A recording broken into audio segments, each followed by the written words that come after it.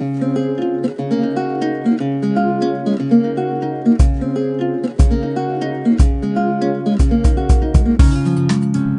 जैसा कि आपको पता ही होगा, इससे पहले वाली वीडियो में मैंने डीएनए के पूरे टॉपिक को बिल्कुल स्लो मोशन में बताया था और इस वीडियो में आरएनए के बारे में पूरा स्लो मोशन में आपको बताऊंगा। मैं उम्मीद रखूंगा कि आपको वीडियो अच्छी लगेगी और मेरे समझाने का तरीका अच्छा लगा होगा। तो शुरू करते हैं वीडियो। यहाँ पे आरएनए की फ्रेंड्स पहले फुल फॉर्म बता देता हूँ। आरएनए की फुल फॉर्म है राइबो न्यूक्लिक एसिड। सेल यानी कोशिका में डीएनए के अतिरिक्त आरएनए भी न्यूक्लियो एसिड के रूप में पाया जाता है और डीएनए न्यूक्लियस राइबोसोम, ऑटोसोम, एडोसोम, रिटेक्शन सेल्स के साइटोप्लाज्म के स्वतंत्र रूप में पाया जाता है। आरएनए की संरचना में केवल एक पॉलीन्यूक्लियोटाइड चेन पाई जाती है। इसके निम्नलिखित प्रकार के नाइट्रोजन बेस पाए जाते हैं। आगे पेज लौटते हैं। यहाँ पे ये फ्रेंड्स आप चैन देख रहे हैं। Adenine, number 1 adenine, number 2 guanine, number 3 cytosine, number 4 यूरेसिन। सामान्यतः कुछ वायरस को छोड़कर आरएनए आनुवंशिक पदार्थ का फंक्शन नहीं करता है। एग्जाम्पल टीएमवी, टैबको म्यूकियम वायरस। फंक्शन के आधार पर गैर आनुवंशिक आरएनए मेनली 3 प्रकार के होते हैं। Number 1 tRNA, number 2 rRNA, number 3 mRNA. देख लेते हैं। Number 1 tRNA. इस प्रकार के आरएनए स्वतंत्र रूप में साइटोप्लाज्म में पाए जाते हैं और यह अपेक्षाकृत साइज में छोटे होते हैं और इस प्रकार के आरएनए कोशिका में होने वाली प्रोटीन संश्लेषण की क्रिया में हेल्प करते हैं और इनका मेन फंक्शन अमीनो एसिड के राइबोसोम तक पहुंचना होता है। यह टीआरएनए कोशिका के टोटल आरएनए का लगभग 10 से 15% होता है। उसका नंबर 2 है आरआरएनए। इस टाइप के आरएनए कोशिका में राइबोसोम का फंक्शन करते हैं, अतः इसलिए इन्हें राइबोसोमल आरएनए कहते हैं।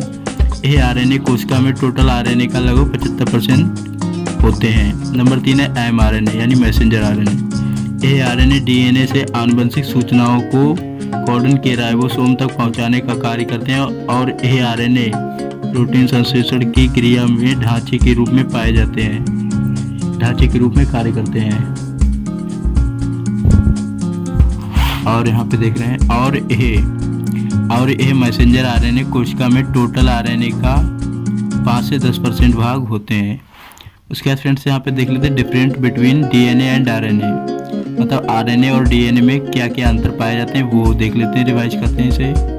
नंबर 1 है डीएनए, नंबर 2 है आरएनए। इधर नंबर 1 डीएनए का full form deoxy ribo nucleic acid है और इधर आरएनए का full form ribo nucleic acid है। उसका नंबर 2 डीएनए में डीऑक्सी राइबो शर्करा पाई जाती है और नंबर 2 है आरएनए में राइबो शुगर पाई जाती है। उसका नंबर 3 है आरएनए न्यूक्लियस, क्रोमोसोम, ईटीसी में पाए जाते हैं। उसके बाद आरएनए वो DNA nucleus, chromosome, autosome, chloroplast में आदि में पाए जाते हैं और आरएनए न्यूक्लियस की कोशिका में कैप्टोप्लाज्म में पाए जाते हैं। नंबर 4 देखते हैं। सामान्यतः डीएनए से आरएनए का निर्माण होता है, मतलब डीएनए से आरएनए का निर्माण होता है लेकिन आरएनए से डीएनए का निर्माण नहीं होता है। उसका नंबर 5 है डीएनए में nitrogen base adenine, guanine, thymine, cytosine पाए जाते हैं। आरएनए में nitrogen base adenine, guanine, thymine पाए जाते हैं। उसके बाद नंबर 6 है डीएनए की संरचना जटिल यानी कठिन होती है क्योंकि यह अनेक न्यूक्लियोटाइड से मिलकर बनी होती है और आरएनए की संरचना सरल होती है क्योंकि इसकी स्ट्रक्चर कुछ ही न्यूक्लियोटाइड से मिलकर बनी होती है। तो फ्रेंड्स ये आपको यहाँ पे डीएनए और आरएनए में डिफरेंस पता ही लग गया होगा। उसके बाद इधर ले चलते हैं डुप्लीकेशन फिर एंड रेप्लिकेशन। कोशिका में डीएनए से नए डीएनए का निर्माण डुप्लीकेशन कहलाता है। इसे रेप्लिकेशन के नाम से भी जाना जाता है। डीएनए रेप्लिकेशन, न्यू डीएनए से नए डीएनए को बनना रेप्लिकेशन कहलाता है। उसके बाद यहाँ पे देख लेंगे ट्रांसक्रिप्शन। कोशिका के न्यूक्लियस से डीएनए का मैसेंजर आरएनए का निर्माण ट्रांसक्रिप्शन कहलाता है। अतः कोशिका के न्यूक्लियस में यह क्रिया आरएनए पॉलीमरेज एंजाइम की उपस्थिति में होती है। ये फ्रेंड्स आप देख रहे हैं किस तरह से मैंने बनाया DNA, RNA polymerase enzyme, messenger RNA, transcription और रिवर्स ट्रांसक्रिप्शन। कोशिका में मैसेंजर आरएनए से डीएनए का निर्माण रिवर्स ट्रांसक्रिप्शन कहलाता है। Messenger RNA reverse transcription enzyme DNA है ये। इसका ट्रांसक्रिप्शन कोशिका में मैसेंजर आरएनए से प्रोटीन का फॉर्मेशन यानी निर्माण ट्रांजिशन कहलाता है। यह प्रक्रिया कोशिका में राइबोसोम में होती है। Messenger RNA transcription protein. Central dogma of molecular biology.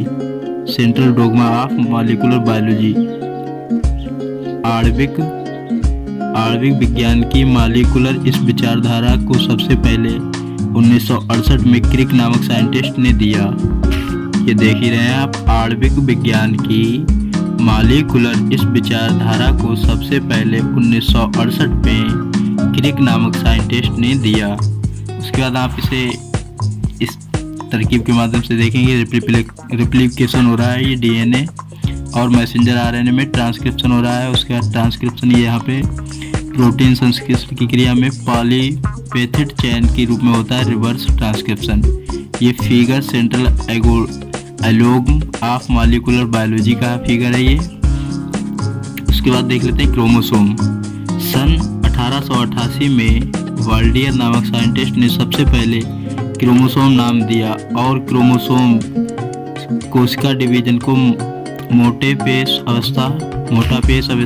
पेश अवस्था में स्पष्ट दिखाई देते हैं। क्रोमोसोम गहरे रंग के न्यूक्लियस के अंदर पाई जाने वाली संरचना है। यह कार्मेटिक एंड क्रोमेटा से मिलकर बने होते हैं। केमिकल रूप से क्रोमोसोम में लगभग 60% प्रोटीन पाई जाती है। यानी केमिकल रूप से क्रोमोसोम में लगभग 60% तक प्रोटीन पाई जाती है। उसके बाद देख लेते हैं टाइप्स ऑफ क्रोमोसोम, यानी क्रोमोसोम कितने प्रकार के होते हैं। क्रोमोसोम मैनी फॉलोइंग टाइप के होते हैं, मतलब क्रोमोसोम निम्न प्रकार के होते हैं। Number 1 viral chromosome, number 2 bacterial chromosome, number 3 eukaryotic chromosome. Number 1 देख लेते हैं वायरल क्रोमोसोम। इस टाइप के क्रोमोसोम वायरल में पाए जाते हैं। ए बैरलेसिक्स में डीएनए और आरएनए का केवल एक ही मॉलिक्यूलर क्रोमोसोम पर प्रदर्शित करता है और इस टाइप की क्रोमोसोम की संरचना लिनियल होती है। इसका नंबर 2 है बैक्टीरियल क्रोमोसोम। इस टाइप की chromosome bacteria blue green LG में उपस्थित होते हैं और इस संरचना में कुंडलित होते हैं। इसका नंबर 3 देख लेते हैं यूकैरियोटिक क्रोमोसोम। इस टाइप के क्रोमोसोम यूकैरियोटिक कोशिका में पाए जाते हैं और इन क्रोमोसोम की संरचना डीएनए प्रोटीन से मिलकर बनी होती है। इस प्रकार chromosome animal cell, plant cell के न्यूक्लियस में पाए जाते हैं। क्रोमोसोम मैनी 2 टाइप यानी दो प्रकार से मिलकर बने होते हैं। नंबर 1 प्रोटीन, नंबर 2 कार्बोनिमेटा। Number 1 protein. कोशिका विभाजन की मेटाफेज स्टेज में प्रत्येक क्रोमोसोम 2 पतली संरचनाएं दिखाई देती हैं जिन्हें क्रोमेटिक कहते हैं। क्रोमोसोम के इन कैरोमेटिडीज को सिस्टर क्रोमेटिडीज के नाम से भी जाना जाता है और ये जिस स्थान पर एक दूसरे से मिलते हैं उसे सेंट्रोमर कहते हैं। नंबर 2 है कैरोमिनेटा। कोशिका विभाजन की प्रोफेस स्टेज में कैरोमेटिडीज पतले लंबे धागे नुमा होते हैं जिन्हें कैरोमिनेटा कहते हैं। अतः इस प्रकार से प्रत्येक कैरोमिनेटा एक डीएनए से उससे संबंधित प्रोटीन से मिलकर बना होता है।